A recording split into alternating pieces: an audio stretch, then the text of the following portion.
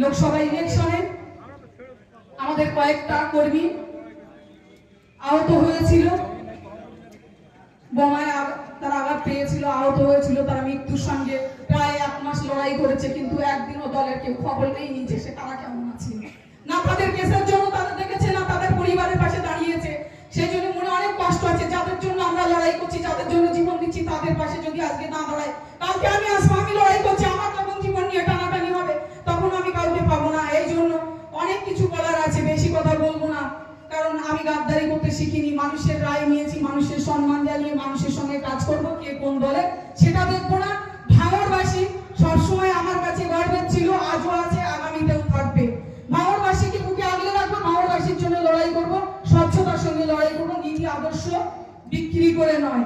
অনেকেই প্রশ্ন করতে পারে যে তুমি তো বড় বড় কথা বলতে আইএসএফে ছিলে, আজকে তৃণমূলে কেন হলে?